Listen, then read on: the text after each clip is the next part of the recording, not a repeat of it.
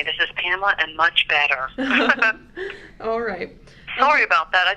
I just realized the time. Oh, no, that's fine. Okay, so to start off, we're just going to kind of go through some general information. Okay? Mm-hmm. All right. So my name is Rachel Hackenberg, and across from me is Alex Patterson, and today we are conducting our life history interview for our oral history project for Dr. Conlon's History 423 class.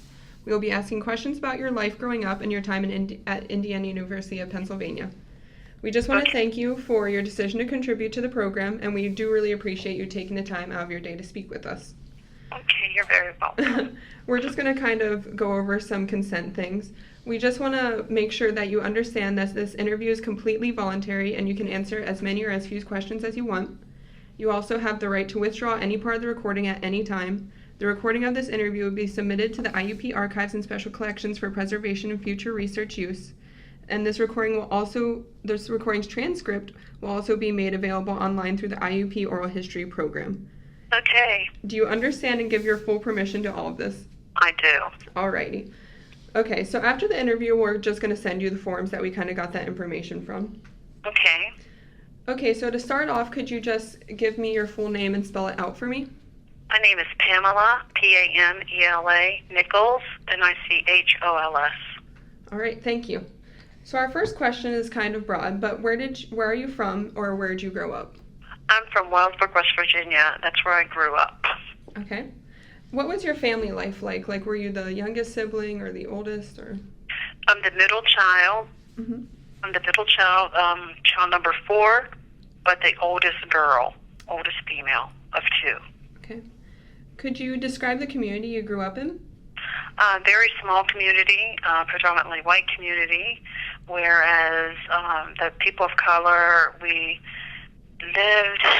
majority of us lived in one section of my small town, very close-knit, always followed that, village concept. Mm-hmm. So in other words, my mom could give my next-door neighbor a whooping, as we called it. So, everyone, we were just one big happy family, and we maintain that relationship now. Okay. You kind of mentioned that there was a racial diversity. Did you feel any discrimination growing up in a small town like that? Most definitely. I'm not sure where you would like me to start. Say wherever you feel comfortable saying. Well, as a little girl in first grade, my first grade teacher was very kind and very sweet, but by the time we got to second grade, our teacher was very mean, very racist, and she made it obvious. There were about 5 black kids in the classroom. She set us on the far side of the room. The males were often paddled. I can give you a situation whereas we were doing something I now know was like the Stanford Achievement Test, but for whatever reason I was privileged, blessed enough, lucky enough, however, to sit in the front seat, and she was standing in front of my desk one day, and she began to give us conversation about or instruction as to how to take this test. I'm sitting there, the quiet little girl that I was, and she reached out and just smacked me. Mm-hmm. So as second grade, you're 6, 7 years old, and I began to cry. And she began to make fun of me and smack me more. There was an incident where the young man, Frankie, was being beaten for something because she would pull out a paddle and beat little black boys. So she had this paddle out, and she began to beat him, and it cracked in half, and one end of the paddle flew up in the air and just stuck behind my back, and I sat there as a very afraid little girl. That's one of many stories. For second grade, I can keep going on to third grade, the same situation. Teacher was really very mean. She made it known that she didn't like us, being in her class. I remember one time I was chewing bubble gum and she threw me out in the hallway. Third grade, wow. Fourth grade, we had a student teacher come to class, and for whatever reason, my main teacher, who was very nice, was absent that day, so we had to go for eye exams. So she took us down for our eye exams, and I couldn't see. Mm-hmm. So the next day, she reported back to the teacher that I was faking, that I could not see. And so it was, she just It was really embarrassing as a child. Moving into middle school, by the time middle school there was grade 5, I had a really nice teacher. Grade 6, not a very nice teacher.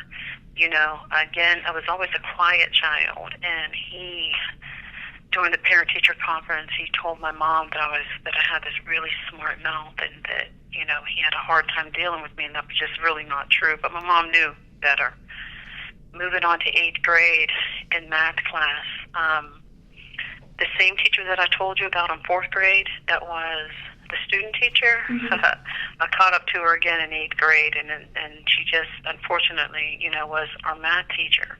And I remember saying, Miss McGannon was her name. I don't understand. And she told me too bad. She told me too bad again and put me out in the hallway.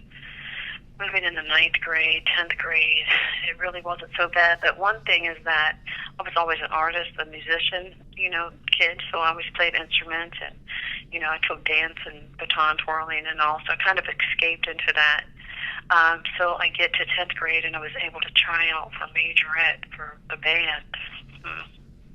Well, the band director said that he didn't want to sit in black legs in front of his band, so you see how that factored out. By the time I got to 11th grade, we had a new teacher. So by that time, I finally auditioned, and I made it. There were instances growing up in Wellsburg, whereas someone threw a brick through our front window because my brother was dating a white girl. And they screeched off, and they called us niggers, and it was pretty terrible. So, but I can't. Oh, sorry. Continue. But I can say that my father had a master's degree, and my parents always impressed the importance of education upon us. So, and in that regard, I didn't miss a whole lot. As my development, my intellectual development was the more social thing, and the discrimination that was really difficult for me. The same racism that you saw from your teachers, did you also see it from your peers in school? Some of them, some of them. Definitely by the time, we got to high school, I went to consolidated high school, and so there were instances where we'd be called names all the time, niggers, all the time, but no one did anything about it. No one did anything about it. And I mean, like the principal or the teachers, they just let it go. But we were really upset. Of course we were. But they did nothing about it to correct that. Okay. So what year did you begin attending IUP? I came in for my doctoral program in 2012. Okay. So you did not go to IUP for your undergraduate? I did not. Would you like to tell us about where you did go to school? Yes, first when I graduated high school, I went to, my first credential is in fashion design. So I came to Pittsburgh to Power School of Fashion Design, and after working in that industry for a little while, I went to University of Pittsburgh, where I majored in psychology. There I had a major culture shock, because that was the first time that I had been among black people, and I was really excited about that. Really excited about that. But it was very difficult for me in the same vein because I talked different. I was different. So, my same race peers, oftentimes would say, "You talk like a white girl. Is that really your hair?" That kind of stuff. So, and then I auditioned. I was at the University of Pittsburgh majorette. Very happy about that. And again, had difficulty with that. There were girls, like in Philadelphia, that just didn't understand me, just didn't like me. They would throw things on the track at me. But I had my friends, I had some really good friends that protected me, so to speak. But it was difficult. So what made you decide to learn about fashion design versus, I think you said, psychology? What made you decide to choose those majors? Very good. I'm glad you asked me that. Well, like I said earlier, I was an artist. I was always a child that was kind of like good, because of what I had to contend with growing up, kind of just like kind of folded myself. I would, watch the Miss America pageant. I would play with my Barbies, and I would actually, like, my mom would like cut off our jeans and that, so I would make dresses for them because I had a little girl sewing machine. So it was the artist in me that was developing. So my father said, I think you should do fashion. So that's why I did fashion. But really, that's not where my heart lies. I had an older brother that had mental illness.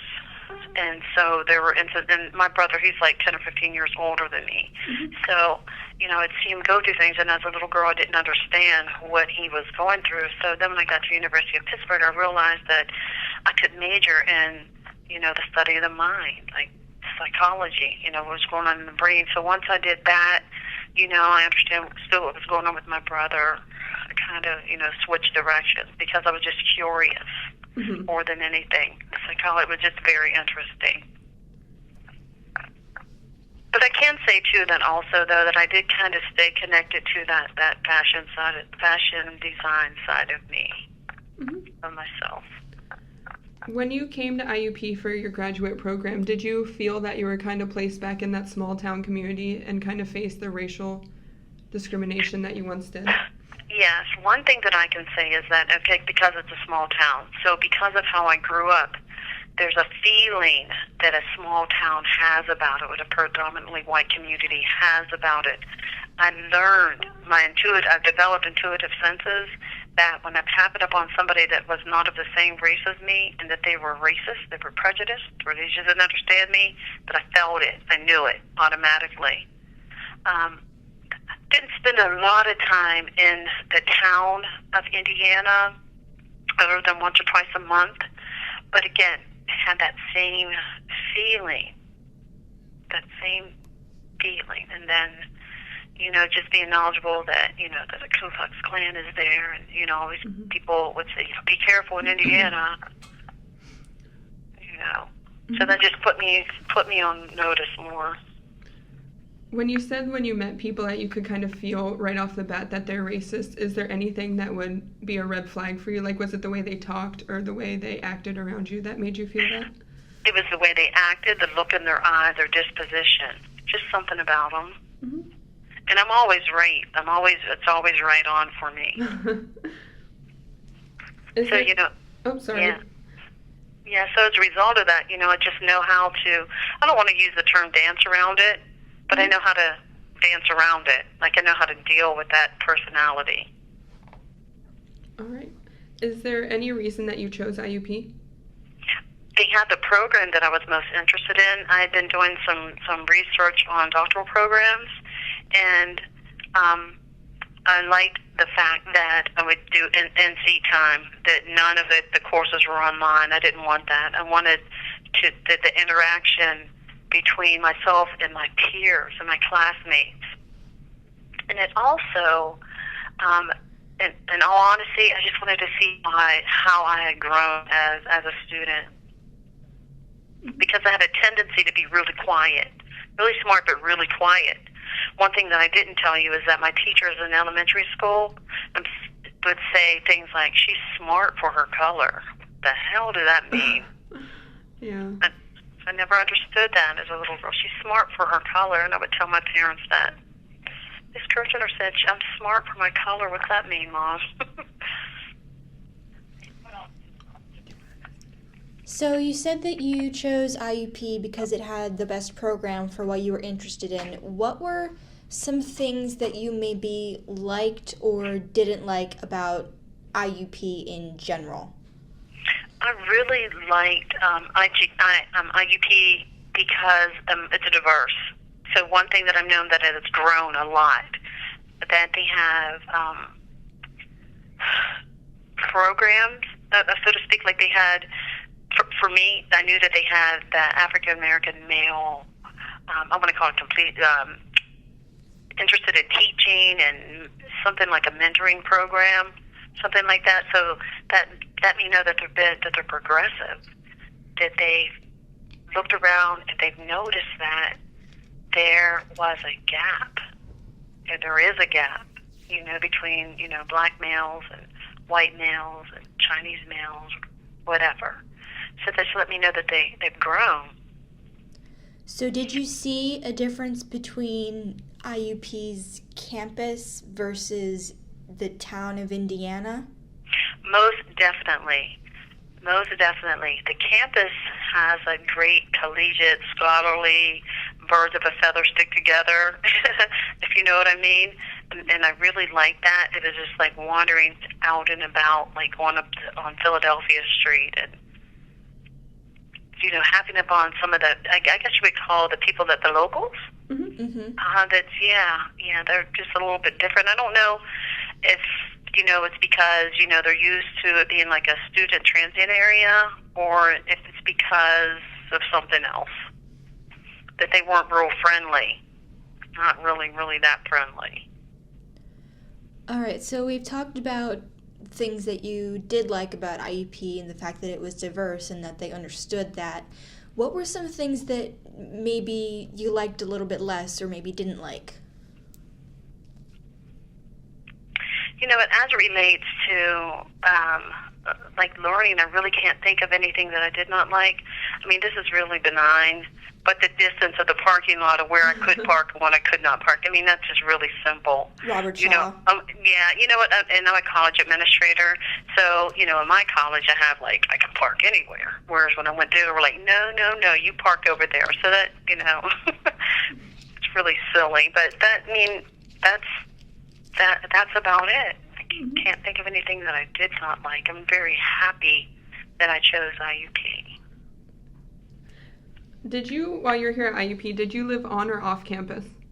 Well, one of my classmates was an RD, and so I would stay on campus. I would stay on campus when I was there for classes, and I really liked that, to be quite honest, just to see, you know, it was awesome to see how housing has evolved since, you know, I was a college student. Everyone sharing one shower, one bathroom, all that, one kitchen.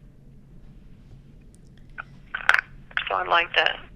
So have you been back on campus since you graduated? And if so, how has it changed for you? Because I know that right now we are actually in the process of construction because Keith Hall has just been demolished and they're already in the process of building the replacement building that's there. Yeah, that's what I noticed that too, right? Like outside of Put, they knocked down those buildings and put up other buildings like really very quickly. Very, very quickly. I'm sorry, would you ask me that question again? So have you been back on campus since you graduated, and if so, how has it changed for you? Yeah. So yes, I've been on campus. You know, had to come and do my comps and that, and I noticed that the buildings are finished. I noticed, you know, the new buildings that are going up. You know, it was always really clean there too. That's another thing that I liked about the campus. And it's real contemporary. It's easy to navigate, too. What are some things you did outside of campus while you're attending IUP? Nothing. Nothing, you know, because, I'm a mom and all that stuff, you know, the things that go with that. So I would be on campus for the weekend and then leave. Wait a minute. There was an instance where there was a homecoming, and I did go to an event. That is right. And it was, I think, the Kappas. A Kappa-sponsored event at, I don't know the name of the building. I can't think of it. It's the new student union? I know it's a big, huge building where they have concerts and all that kind of stuff, basketball games. Oh, the Kovalchik, right? It's either the Kovalchik or the Hadley Student Union building. That's it. Yeah. All right, so what were some maybe extracurricular activities that you did? Like, did you join any clubs or were you on any sports teams?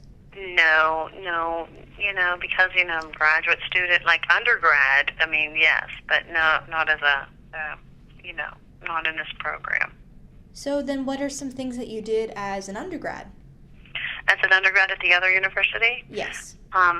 Well, I was involved in, like I was University of Pittsburgh Golden Girl. That in and of itself, that was now that we're talking about it, that was another time, not only was I discriminated against and not liked by some of my peers, I had a time also with our coach. So I don't know if you want me to go into that. I can. If you're comfortable with it, feel free. I can. It's been so long ago. I'm so over it. So, I was always, I told you about myself growing up twirling and all that stuff. So I was a competition twirler. Okay, so, the Golden Girl tryout process is very competitive, so I made it. Survey was his name. He was very, I don't know, I'm trying to find the word, very opinionated, I guess, as to where I was trained, because he had his own twirling school here, and I was in West Virginia. And I remember one day doing on the track, we had practice some twirling, and just doing something not related to what the routine we had just learned, and he yelled at me in front of everyone. You need to be doing something that you don't know how to do, and stop twirling to your own jig. I was like, oh my God, like you're 20-some years old, and I was already having a hard time, finding my place in this big old thing. That just made me feel really very inferior at that point. So I'm dealing with him, then I'm dealing with my peers, I have my friends in between being very, very encouraging, me crying to my mom, so it was very, very confusing and difficult. Like, when you're that age, I don't know how old you are, but, you can have, just can be really very difficult. I was also involved in, like, I'm a little sister in my QSence. Okay, so I developed some really great lifelong friendships with, the guys in the fraternity and my QE sisters, some of God's Children, which is a gospel singing group. That's it. So could you maybe explain why, if there is a reason, why you might not have chosen to do any of those extracurricular activities at IUP? Was it because they weren't offered, or you just didn't get around to it, or what was the reason? It's just that I was over it because I'm an older age student, older age person. Like my daughters, my kids both have graduate degrees. My daughters are 26 and 29, and like I said, I just needed to get home. As my daughters would say, I was over it, Mom. Like I've been there, done that, and quite frankly, I just didn't have time. So what are maybe some of your most memorable moments from IUP? Good, bad, somewhere in between? Like, what are some things that maybe stood out to you from your time there? As it relates to academics, my professors, they were top-notch professors. It was obvious that they enjoy teaching and the transfer of knowledge. The fact that they challenge us to think critically. I've been challenged. They challenged me more than I'd ever been challenged, and I really like that. I really, really like that. The friendships that I developed, people in our cohort are, from all over. One of my classmates right now she lives in Boston. They live in Harrisburg. They lived in Doylestown. And, the fact that we all came together, once or twice a month to learn. So we developed this really tight bond. You know what, too? I also like the classrooms, the technology in the classrooms, which made it easier. And the fact that we were always charged with doing presentations. So, they helped me be a better presenter. You mentioned that certain faculty members that you really liked. Was there anyone that you kind of viewed as your mentor or kind of had a special connection to? Yes. Dr. Valerie Helterbrand, she's retired. Dr. Kelly Burkett, Dr. Kelly Moran, Dr. Kaufman. Those ladies are excellent examples before me. Excellent. I want to be like them when I grow up. So what were some things about those instructors that stood out to you?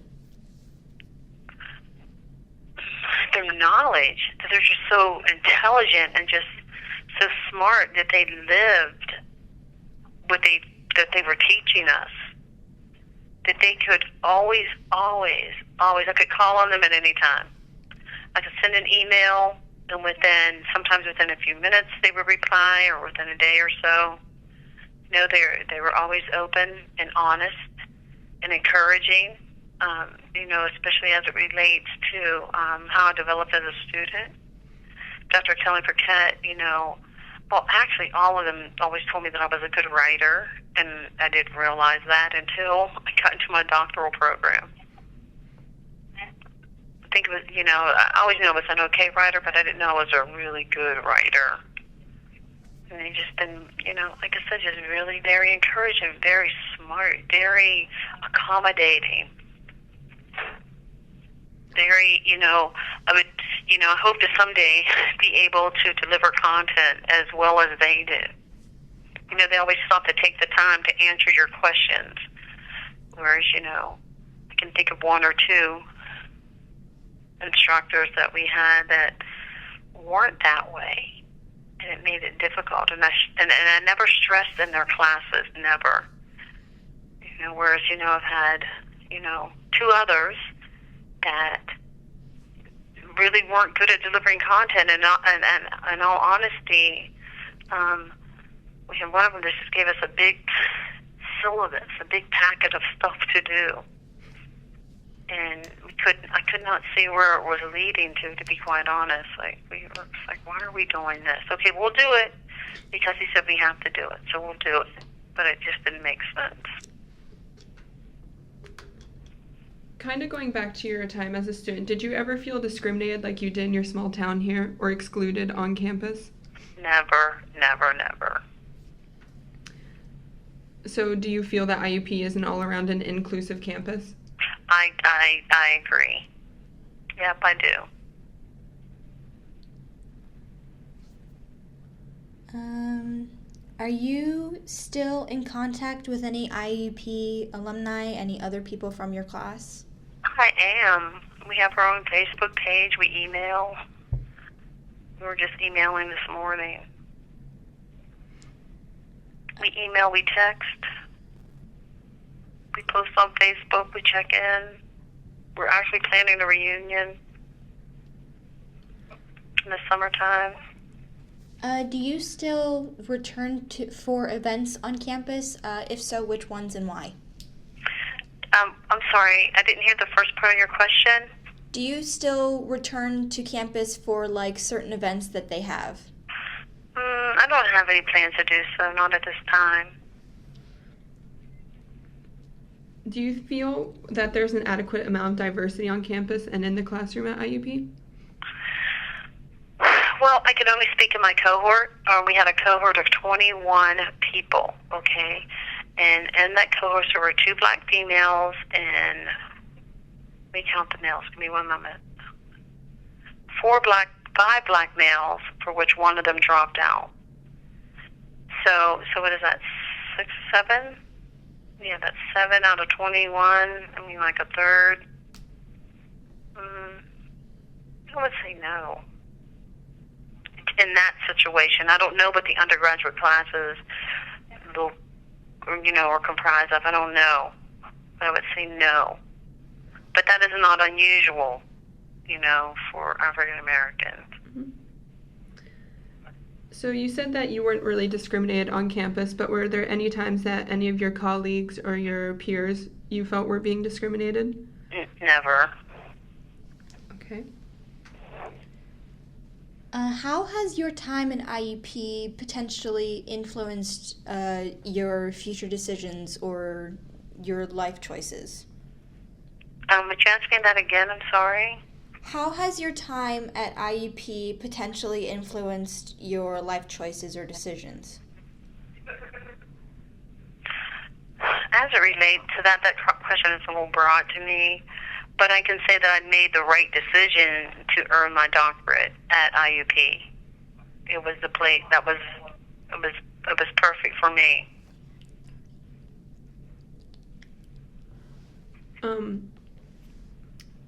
So when you first came here, well, what was your intention in getting your doctorate? Was it to become a professor or an instructor? No, I'm an administrator now, and I'm an adjunct where I work. But it was a personal goal, to be quite honest. It was a personal goal, and to move up as an administrator.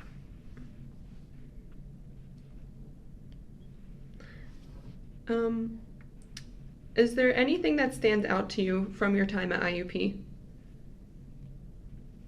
I know it's a broad question, but you can think about it. Yeah, that's broad. Anything that stands out? I mean, I just grew intellectually. I grew in my confidence. And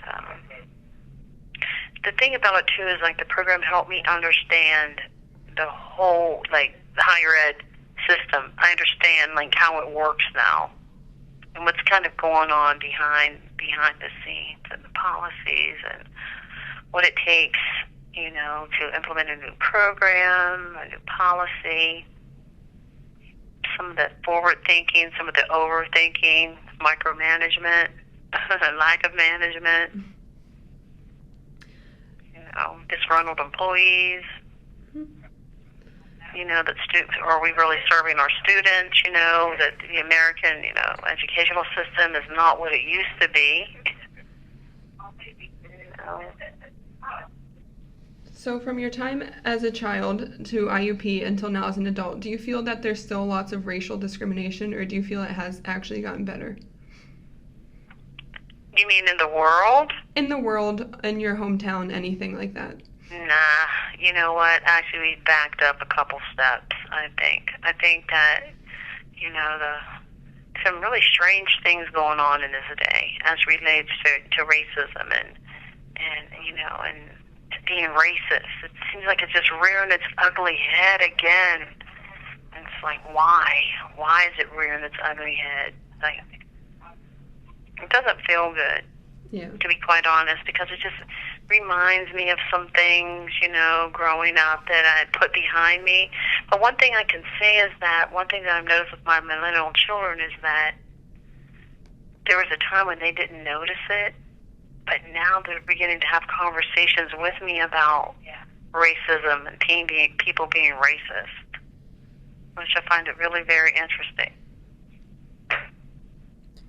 So when you were in school, before you went to college for fashion and psychology, did you think that you would be anywhere near where you are now? No. I think that me being a college administrator is something that occurred. It's not something that I planned. It's just something that happened. And I'm happy to be here. I really am happy to be here. Honestly, when I told you that, majored in psychology to find out what was going on with my brother, like my first career track, I started working for a bank. And then I worked for a bank, then I got married, had my children, stayed for work a little while, was trying to figure out what I wanted to do with my life. And at that time, I heard about a program called AmeriCorps, I'm sure that you're familiar with, and that's how I reset myself. I reset my career track, and I realized that being home with a mommy that I did have something going on with me with that, which was a great thing. So I positioned myself as a child development specialist, okay? And at that time I thought, well, maybe I will design developmental toys for children, but that didn't happen. Just because. I still have an interest in it, but that didn't happen. So I went from working as a child development specialist, and then I went to work at Chatham College. And I don't know how that happened. I kind of got burned out, and someone let me know about an opportunity. And because I had worked in banking and worked at the Hub, which is like financial aid, so I went to work in a financial aid department. And then from there, went to Penn State and worked in a TRIO program. And then voila, here I am working at Community College of Allegheny County. I was a specialist recruiter, and then I was asked to serve as an interim associate dean. And then I was appointed to the position that I have now. I began to teach, somewhere in all of that. So, to answer your question, I guess it would be no. Just something that evolved. It's kind of interesting. But at the same time, this is a little bit to the left. I'm a musician. So I still am a musician, and I still get to sing and play my instruments and do all that stuff and be a college administrator. When I think about it, it's just kind of interesting. Very interesting. So when you were a kid, in like elementary school, maybe middle school, what did you want to be when you grew up? A rock star. I wanted to, I'm serious. I wanted to sing and play instruments and do all. That's what I wanted to do. But my mom said, Pamela, and I'll be very frank with you, get your ass out of the clouds and go to college. Okay, Mom. But, again, being a naive kid, I didn't know that I could major in music, because if I would have known that I could have majored in music, I think I would be in a completely different place. But I believe that our God, our universe, however you want to say it, puts you where you're the most valuable. So, I'll leave it there and wait for the next question, because I did a qualitative study for my dissertation. I know I'm trying to give you like the good information so that you won't have to keep like going back to science stuff, because I hated doing that. So looking back on your college experience, not just at IUP but at your undergraduate, was there anything that you maybe wish that you had done differently, or maybe wish that you had taken advantage of, like an opportunity that passed you by?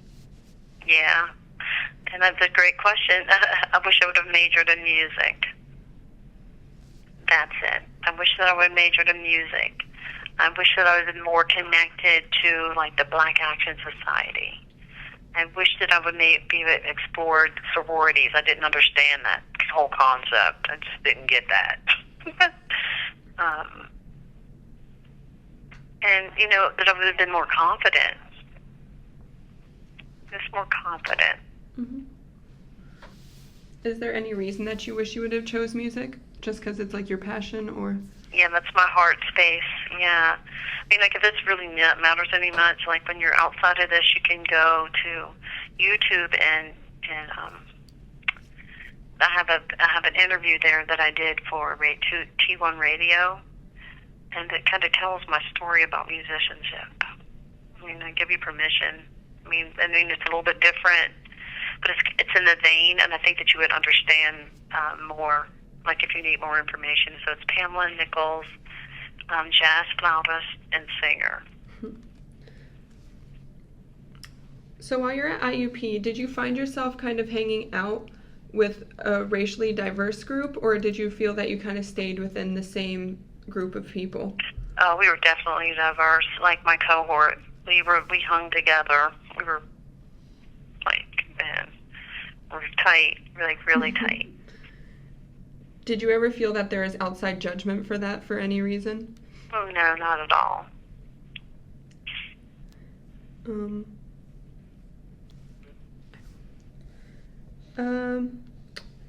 So I think you mentioned your parents' careers. Did you say that your father had a master's degree? Yeah, he did, in counseling psych, yeah. Did that have any influence on the career that you chose? Not at all. No. Because as a kid, I mean, like I was a kid, I didn't understand what he was doing. Mm-hmm. My mom was stay-at-home. She stayed home with us. She was really very smart, very artistic and creative. Mm-hmm. But she always wanted to go to college. But a black woman in West Virginia, Wheeling, West Virginia, she wasn't encouraged at all. So she made a point of encouraging my sister and I. She's made a point, impressing the importance of, having our own education, something that's, no one can ever take from us. So you mentioned that you have brothers and sisters. What does the rest of your family do? That's great, because we all went to college. Wait, hold on for 1 moment. Tell him that I'm going to be another few minutes. Ask him if he's going to be on campus, and if he is, to come back, okay? So my oldest brother is a retired principal. My second older brother, the one that was mentally ill, when he went away to college, he was like the smartest one in the house. But, now we know why that was. So he's, it doesn't work. My third brother, he works like in IT. He works for Heinz. He too has a degree. Then there's me. My sister has her master's degree, and she is a journalist. And she writes for the mayor of Columbus, Ohio. She's like his PR person. My youngest brother has his degree in theology, so he works in that sector, but he's also a master chef. So growing up as kind of the middle child, did you have a certain role within your family? Well, I would say yes, because I'm the oldest girl. And like I said, my brother's 10 or 15 years older than me. So I noticed, like, she had us in sets. Back then, that's kind of how they did it. So I'm the oldest of the second set. So, my sister and I are only like 13 months apart than my younger brother, but they kind of always looked for me for the answers for things or how to do things. And, like with my cousins and all. So, just being a typical girl, young lady. You mentioned that your mother said that she wanted you to attend college. Did she kind of have that expectation for your entire family that you're all to get a college degree? We all did. Again, yeah. Most certainly. And so then me, my brother passed that on, my oldest brother to his children, and my third oldest brother to his children, but they didn't earn their degrees. And then my daughters, they're 26 and 29, and they both had their masters by the time they were 23 and 24. Wow. And then that's it. The rest of them don't have children. Well, my sister has a stepdaughter, and she impressed that upon her stepdaughter, who has her degree too. So I think it's all relative. Mm-hmm. So, besides the emphasis on getting your college degree and getting your education, is there anything else that you might have learned from college that you pass down to your children? Yeah, like to be able to think independent, to be independent thinkers, to be, leaders, not followers, to be able to make up their own mind, don't go with the status quo, just, make goals, set goals. And they do it, and I didn't do that, and it wasn't hard because, remember I told you my track was like early childhood development, so I learned a lot about early childhood, and everything that I learned, I use it on my kids. I'll be damned if it didn't work. I mean, as it relates to, their intellectual development, as it relates to their social, as it relates to, me instilling confidence in them. And I see that they do that, like, for their friends. And so what's happened is that me raising them ended up divorced. Raising them, they bring their friends home, and how I'll knowingly have been an influence on their friends' life. And the reason that they tell me now that they went to college is because they saw that I went to college. And they'd always ask me, well, first of all, they would say, you're so hard on your children, like for school and stuff. And my kids would say, that's not true, because it came easy for them. So they come to me, and even my nieces on my ex-husband's side, they look to me for advice as it relates to going to school and trying to help them figure out life. For some of them, it hasn't been easy. Mm-hmm. Do you think that the racial discrimination that you've kind of faced while growing up, do you think that's made you the person you are, and how has it, if it has? It most certainly has. It most certainly has. It's made me realize that racism is just not white people against black people, it's black people against white people and other people too. That it's just not one-sided. Whereas I thought that, growing up, that it was just like white people that didn't like black people. That's what I thought. Mm-hmm. But as I evolved and got older and was able to like pay attention to what was going on around me, but here black people saying really foul things too, that I don't like it. I don't like it on either side. Mm-hmm. Yeah, it's just heightened my awareness, but at the same time, I'm just very understanding, if you will. I'm very understanding of people and where they come from, because I know that everyone has a story. Everybody has a, if you will, a testimony. You know, we all have a reason why we are the way we are. Mm-hmm. You know. Yeah. And you know, people. You know, the adults in our lives teach us to behave a certain way, or to have a preconceived notion about, you know, a particular group or race of people. But it's made me be not. I can 100% say that I'm not racist. Mm-hmm. I'm not prejudiced. You know, I see people as people. You know, because we're all creating God's creations. I don't like mean people, though. So is there anything else that you'd like to share with us that we didn't ask you?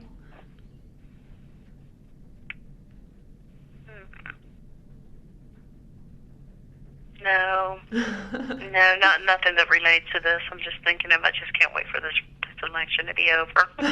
Like the rest of the world, I just want it to be over. Yeah, I think we can all agree. Because it's really kind of dividing some folks, and it's just not right. You know, some of the stuff I read on Facebook or in the paper or overhear conversations is insane. But thank you. I'm glad that I was able to give you some information. I hope that, you know, I was useful, you know, and if you need to ask me anything else, like, you know, you can contact me on my cell phone, send me a text message or whatever. But good luck with your project. And we just wanted to thank you so much for taking the time to do this with us. Needless to say, we were definitely nervous about having to do this interview, but we just wanted to thank you so much for agreeing to this and helping us out. Oh, you're very welcome, and you asked excellent follow-up questions. You guys are so smart. Thank you. Good luck with your studies, okay? All right, thank you. All right, you're welcome. See you. Bye-bye. Bye-bye.